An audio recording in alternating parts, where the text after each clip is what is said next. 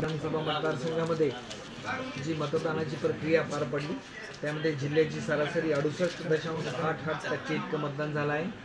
मतदार निहाय मतदारसंघाने जी मतदानाची सरासरी झाली ती पुन्हा एकदा उद्धृत करतो। गेवराई 72.72%, माजलगाव 67.24%, बीड 62.18%, आष्टी 73.05%, केज 63.48% आणि परळी 75.27%। या सर्व ठिकाणी निवडणूक करणे अधिकाऱ्यांच्या देखरेखीखाली आणि केंद्रीय निवडणूक आयोगाने जे निरीक्षक नियुक्त केले आहेत त्यांच्या देखरेखीखाली ही कार्यवाही पार पडणार आहे।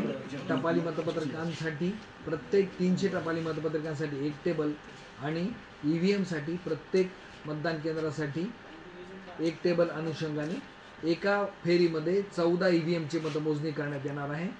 त्यासाठी गेवराईमध्ये 404 मतदान केंद्र 29 फेऱ्यांमध्ये, माजलगावमध्ये 393 मतदान केंद्र 28 फेऱ्यांमध्ये, बीडमध्ये 396 मतदान केंद्र 29 फेऱ्यात, आष्टीमध्ये 440 मतदान केंद्र 32 फेऱ्यात, केजमध्ये 420 मतदान केंद्र 30 फेऱ्यात आणि परळीमध्ये 363 मतदान केंद्र 26 फेऱ्यांमध्ये मतमोजणी घेण्यात येणार आहे आणि समांतररित्या टपाली मतपत्रकांची सुद्धा मतमोजणी करण्यात येणार आहे। साधारणपणे किती वाजेपर्यंत निकाल येणं अपेक्षित आहे अंदाजे?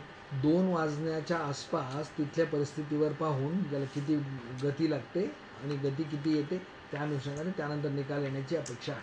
कायदा सुव्यवस्थेच्या दृष्टिकोनातून काही अतिरिक्त फोर्स वगैरे बोलवलेला आहे? कायदा सुव्यवस्थेच्या दृष्टीनं कार्यवाही केलेली आहे आणि तशी काळजी घेतली।